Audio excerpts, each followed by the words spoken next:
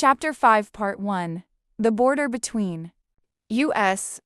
Morning sunlight spilled across the palace walls, bathing Faloria in gold. The castle buzzed with preparation. Servants hurried through the halls carrying polished silver, freshly pressed banners, and royal garments fit for a queen.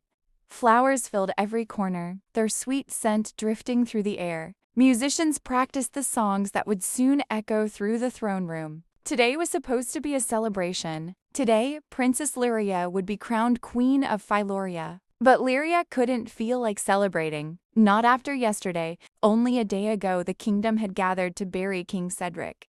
She could still hear the silence that filled the funeral. Still see the tears on the faces of her people. Still remember standing beside her father's grave, knowing she would never hear his voice again. The thought still felt impossible. Like if she waited long enough, if she listened closely enough, he would walk through the palace doors and tell her everything would be all right. But he wouldn't. And now everyone expected her to step forward, to wear the crown, to become the ruler Filoria needed. But Lyria didn't feel like a queen. She felt like a daughter who had lost her father. She stood alone on the balcony outside her chambers, the cool breeze brushing against her face. Her eyes drifted toward the crown resting inside her room. It shimmered beneath the morning light. Beautiful, powerful, heavy. She looked away. "I can't do this yet," she whispered.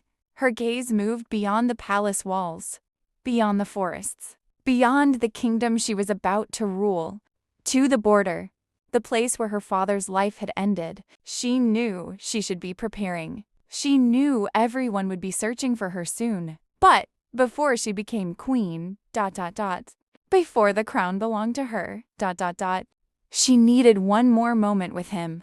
One more goodbye. Lyria glanced down at the courtyard below. Guards stood at every entrance. Servants moved quickly between buildings.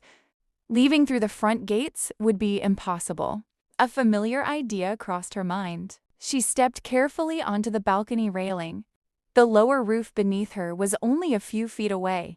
Her boots landed softly against the stone tiles. A small, sad smile crossed her face. "Father would have told me this was a terrible idea." She carefully made her way across the roof, moving between the castle towers until she reached a hidden path toward the stables. Moments later, she climbed down and entered the royal stables. Dahlia lifted her head the moment she saw her. Lyria rested a hand against the mare's neck.